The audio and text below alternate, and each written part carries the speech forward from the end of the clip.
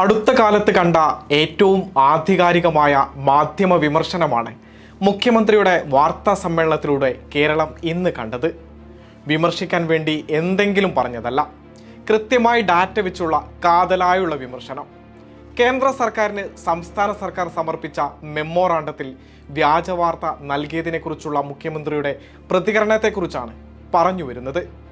കേന്ദ്ര സർക്കാർ പുറപ്പെടുവിച്ച മാനദണ്ഡങ്ങൾ കൃത്യമായി പാലിച്ചുകൊണ്ട് തയ്യാറാക്കിയ മെമ്മോറാണ്ടമാണ് സഹായത്തിനായി കേരളം കേന്ദ്രത്തിന് മുന്നിൽ സമർപ്പിച്ചതെന്നിരിക്കെയാണ് മാധ്യമങ്ങൾ കള്ളവാർത്തകളുമായി ഇറങ്ങിത്തിരിച്ചത്.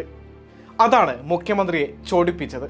മാധ്യമങ്ങളുടെ രീതി എങ്ങനെ വരുന്നു എന്നുള്ളത് പൊതുവെ പരിശോധിക്കപ്പെടേണ്ട ഒരു ഘട്ടമായിരിക്കുകയാണ്. കഴിഞ്ഞ ദിവസങ്ങളിൽ പ്രമുഖ ദൃശ്യമാധ്യമങ്ങൾ നൽകിയ തലക്കെട്ടുകൾ നിങ്ങളെല്ലാവരുടെയും ശ്രദ്ധയിലുള്ളതായിരിക്കും. വയനാട്ടിൽ ചെലവിട്ട കണക്കുമായി സർക്കാർ ക്യാമ്പിലുള്ളവർക്ക് വസ്ത്രം വാങ്ങിച്ചതിന് 11 കോടി, ജനറേറ്റർ പ്രവർത്തിപ്പിക്കാൻ 7 കോടി, പാലത്തിനടിയിലെ കല്ല് നിരത്തിയതിന് 1 കോടി, മൃതദേഹം സംസ്കരിക്കാൻ 2,76,00,000 എന്നിങ്ങനെ നീളുന്നു സർക്കാർ കണക്ക്. പിന്നീട് കൗണ്ടർ പോയിൻ്റ് എന്ന പരിപാടിയുടെ തലക്കെട്ട് കണക്കിൽ കള്ളമോ? ഇത് ഒരു ചാനൽ മാത്രം തുറന്നുവിട്ട കണക്കുകൾ, മറ്റൊരു ചാനലിൻ്റെ തലക്കെട്ടുകൾ, സർക്കാരിൻ്റെ അമിത ചെലവ് കണക്ക് പുറത്ത്, വളണ്ടിയർമാരുടെ ഗതാഗതം 4 കോടി, ഭക്ഷണച്ചെലവ് 10 കോടി, ദുരിതാശ്വാസ ക്യാമ്പിലെ ജനറേറ്റർ 7 കോടി, ക്യാമ്പിലെ ഭക്ഷണം 8 കോടി, ബേലിപ്പാലം 1 കോടി. ഇങ്ങനെ അത് പോവുകയാണ്. ഓരോ വാചകവും പ്രത്യേകം ശ്രദ്ധിക്കേണ്ടതാണ്. കാരണം പെട്ടെന്ന് കേൾക്കുന്ന ആരും ഞെട്ടിപ്പോകുന്ന തരത്തിലുള്ള കണക്കുകൾ. ദുരിതബാധിതർക്ക് നൽകിയതിനേക്കാൾ തുക വളണ്ടിയർമാർക്ക് എന്നാണ് പ്രമുഖ സ്ഥാനത്ത് നിൽക്കുന്ന ഒരു ചാനൽ കണ്ടെത്തിയത്. വയനാടിൻ്റെ പേരിൽ കൊള്ള എന്ന് മറ്റൊരു കൂട്ടർ വിധി എഴുതി. മുഖ്യമന്ത്രിയുടെ പരിഹാസവും ഏറെ ശ്രദ്ധേയമായി. വയനാടിൻ്റെ പേരിൽ കേരള സർക്കാരിൻ്റെ കൊള്ള എന്ന് ചില മാധ്യമങ്ങൾ വിധിയെഴുതിയതിനെ ചേർത്തു വെച്ചായിരുന്നു ആ പരിഹാസം. ഓണ ദിവസം ചാനലുകൾക്ക് ഇങ്ങനെ വ്യാജ വാർത്ത നൽകാനായി. എന്നാൽ ഓണ ദിവസം അവധിയായതിനാൽ പത്രങ്ങൾക്ക് ചൂടോടെ അത് ഏറ്റെടുക്കാനായില്ല എന്നതായിരുന്നു മുഖ്യമന്ത്രിയുടെ ആ പരിഹാസം. ഓണത്തിൻ്റെ ദിവസങ്ങളിലാണ് ഇത്തരത്തിലൊരു സ്തോഭജനകമായ വാർത്ത പ്രചരിപ്പിക്കപ്പെട്ടത്. ഓണ ദിവസം അവധിയായതിനാൽ പത്രങ്ങൾക്ക് ചൂടോടെ അത് ഏറ്റെടുക്കാനായില്ല. എന്നാലും മുഖ്യധാരാ പത്രങ്ങൾ ഒട്ടും മോശമാക്കിയില്ല. അടുത്ത ദിവസം ഇറങ്ങിയ ഒന്നാം പത്രത്തിൽ കണക്ക് പിഴ എന്ന തലക്കെട്ടിൽ 1-ാം പേജിൽ തന്നെ വാർത്ത വന്നു. കേന്ദ്രത്തിന് നൽകിയത് അവിശ്വസനീയമായ കണക്കുകൾ എന്ന ആക്ഷേപം എന്നുകൂടി ചേർത്ത് വായനക്കാരിൽ സംശയത്തിൻ്റെ പുകപടലം നിലനിർത്താനാണ് ആ പത്രം ശ്രമിച്ചത്. കണക്കുകൾ വിവാദമായത് സംസ്ഥാന സർക്കാരിന് മറ്റൊരു തലവേദന എന്നെഴുതി അവരാശ്വാസം കണ്ടെത്തുകയും ചെയ്തു. വയനാട് മെമ്മോറാണ്ടത്തിനെതിരായ മാധ്യമങ്ങളുടെ കള്ളവാർത്തയ്ക്കെതിരെ പ്രശസ്ത എഴുത്തുകാരൻ ജോനാഥൻ സ്വിഫ്റ്റിൻ്റെ വാചകം ഉദ്ധരിച്ചുകൊണ്ടാണ് ഉപമിച്ചത്. അതും ഏറെ ശ്രദ്ധേയമായി. മുഖ്യമന്ത്രിയുടെ ആ വാക്കുകൾ ഇങ്ങനെയാണ്: അസത്യം പറക്കുമ്പോൾ സത്യം അതിൻ്റെ പിന്നാലെ മുടന്തുകയാണ് ചെയ്യുക എന്നതായിരുന്നു അത്. വ്യാജ വാർത്തകൾ നൽകുന്ന മാധ്യമങ്ങൾ അതിൻ്റെ അനന്തരഫലത്തെക്കുറിച്ച് ഓർമ്മിക്കുന്നില്ല എന്നതാണ് ഈ വാചകം കൊണ്ട് മുഖ്യമന്ത്രി ഉദ്ദേശിച്ചത്. കേരള സർക്കാരിൻ്റെയും നാടിൻ്റെയും നിർണായകമായ ഇടപെടലിനെ കുറിച്ച് വ്യക്തമാക്കുന്നതാണ് മറ്റൊരു പരാമർശം. അങ്ങനെയുള്ള മഹത്തായ ഇടപെടലുകളെ കൂടി മാധ്യമങ്ങൾ നിഷ്പ്രഭമാക്കിയതിലുള്ള കടുത്ത വിമർശനം കൂടി മുഖ്യമന്ത്രിയുടെ വാക്കുകളിൽ വ്യക്തമായിരുന്നു. രാജ്യവും ലോകമാകെയും പ്രകീർത്തിക്കും വിധമാണ് വയനാട്ടിൽ രക്ഷാപ്രവർത്തനം നടത്താൻ നമുക്ക് കഴിഞ്ഞത്. വയനാട് ഉരുൾപൊട്ടൽ ദുരന്തത്തിൽ ഇരയായവർക്കും മരണപ്പെട്ടവരുടെ ആശ്രിതർക്കും എല്ലാ തരത്തിലുള്ള സഹായവും സർക്കാർ ചെയ്തു വരികയുമാണ്. ഇതിനോടകം ദുരന്തത്തിൽ മരണമടഞ്ഞവരുടെ ആശ്രിതരായ 131 കുടുംബങ്ങൾക്ക് 6 ലക്ഷം രൂപ വീതം നൽകി. SDRFൽ നിന്ന് 4 ലക്ഷം, CMDRFൽ നിന്ന് 2 ലക്ഷം വീതമാണ് നൽകിയത്. ഇതിനായി SDRFൽ നിന്ന് 5,24 ലക്ഷം രൂപയും CMDRFൽ നിന്ന് 2,62 ലക്ഷം രൂപയും ചെലവഴിച്ചു. മരണപ്പെട്ട 173 പേരുടെ സംസ്കാര ചടങ്ങുകൾക്കായി കുടുംബങ്ങൾക്ക് 10,000 രൂപ വീതം നൽകി. ദുരന്തത്തിൽ ഗുരുതരമായി പരിക്കേറ്റ് ഒരാഴ്ചയിൽ കൂടുതൽ ആശുപത്രിവാസം ആവശ്യമായി വന്ന 26 പേർക്ക് 17,16,000 രൂപ സഹായമായി നൽകി. ഈ 17,16,000-ൽ 4,16,000 രൂപ SDRFൽ നിന്നുള്ളതാണ്. ബാക്കി 13 ലക്ഷം CMDRFൽ നിന്നുമാണ് അനുവദിച്ചത്. ദുരന്തത്തിൽ പരിക്കേറ്റ് ഒരാഴ്ചയിൽ താഴെ മാത്രം ആശുപത്രിയിൽ കഴിഞ്ഞ 8 പേർക്കായി SDRFൽ നിന്ന് 43,200 രൂപയും CMDRFൽ നിന്ന് 4 ലക്ഷം രൂപയും വീതം അനുവദിച്ചു. ആകെ 4,43,200 രൂപ ഈ ഇനത്തിൽ ചെലവഴിച്ചു. ദുരന്തബാധിതരായ 1,013 കുടുംബങ്ങൾക്ക് അടിയന്തര ധനസഹായമായി 10,000 രൂപ വീതം നൽകുകയുണ്ടായി. SDRFൽ നിന്ന് 5,000 രൂപ, CMDRFൽ നിന്ന് 5,000 രൂപ, ഇങ്ങനെയാണത് നൽകിയത്.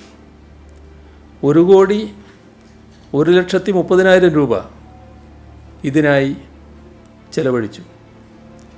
ദുരന്തബാധിത കുടുംബങ്ങളിലെ 1,694 പേർക്ക് ഉപജീവന സഹായമായി ദിവസം 300 രൂപ വീതം നൽകി. 30 ദിവസത്തേക്ക് 1,52,46,000 രൂപ ഈ ഇനത്തിൽ നൽകിയിട്ടുണ്ട്. കിടപ്പ് രോഗികളായ 33 ഗുണഭോക്താക്കൾക്ക് മുഖ്യമന്ത്രിയുടെ ദുരിതാശ്വാസ നിധിയിൽ നിന്ന് പ്രത്യേക ധനസഹായമായി 2,97,000 രൂപ നൽകി. 722 കുടുംബങ്ങൾക്ക് പ്രതിമാസ വാടക 6,000 രൂപ വീതം നൽകി. ആദ്യ മാസ വാടക ഇതുവരെ ഇനത്തിൽ 24,95,800 രൂപ ചെലവഴിച്ചു. വ്യത്യസ്ത ദിവസങ്ങളിൽ വാടക വീടുകളിലേക്ക് ആളുകൾ മാറിയിരുന്നു. അതുകൊണ്ട് ആദ്യ മാസത്തിൽ ദിവസം 200 രൂപ എന്ന കണക്കിനാണ് വാടക നൽകിയത്. 6,000 രൂപയാണ് മാസത്തിൽ വരികയെങ്കിലും ആദ്യത്തെ ആ മാസം മുഴുവനായിട്ടില്ലാത്തതുകൊണ്ട് ആ ദിവസം കണക്കാക്കി 200 രൂപ വീതമുള്ള വാടകയാണ് നൽകിയത്.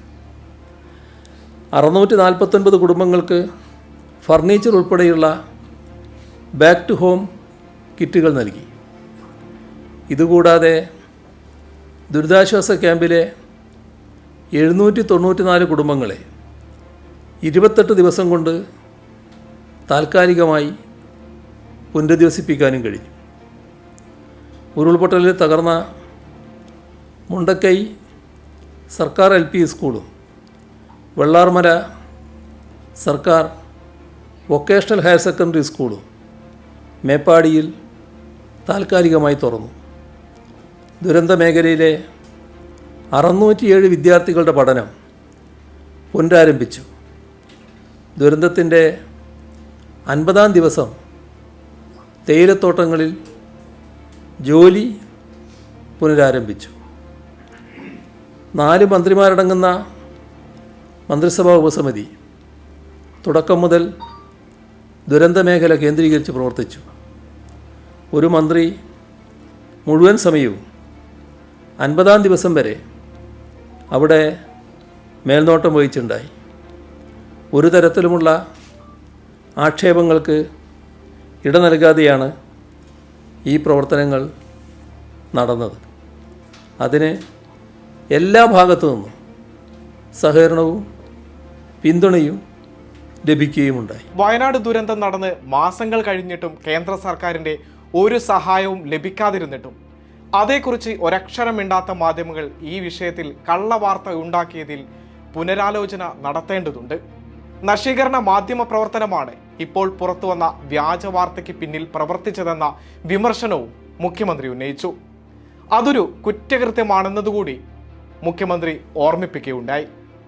നാം കാണേണ്ടത് ഒറ്റ ദിവസം കൊണ്ട് ഇതുപോലുള്ള വാർത്തകൾ ലോകമാകെ സഞ്ചരിക്കുകയാണ്. വയനാട് ദുരന്തത്തിൻ്റെ പേരിൽ സംസ്ഥാന സർക്കാർ കള്ളക്കണക്ക് കൊടുത്തു എന്ന ആരോപണവുമായി പ്രതിപക്ഷത്തെ പ്രധാന നേതാക്കളും അപ്പോൾ രംഗത്തിറങ്ങി. സോഷ്യൽ മീഡിയയിൽ വ്യാപകമായ ആക്ഷേപം വന്നു. കേരളത്തിനെതിരായ ദുഷ്പ്രചരണം എല്ലാ സീമകളും കടന്ന് കുതിച്ചു പാഞ്ഞു. പഴയ ഒരു പ്രസിദ്ധമായ വാചകമുണ്ടല്ലോ, പ്രശസ്ത എഴുത്തുകാരൻ ജോനാഥൻ സ്വിഫ്റ്റ് പറഞ്ഞത്, അസത്യം പറക്കുമ്പോൾ സത്യം അതിൻ്റെ പിന്നാലെ മുടന്തുകയാണ് ചെയ്യുക. ഇത് അക്ഷരാർത്ഥത്തിൽ ശരിയാകുന്നതാണ് നമുക്ക് കാണാൻ കഴിഞ്ഞത്.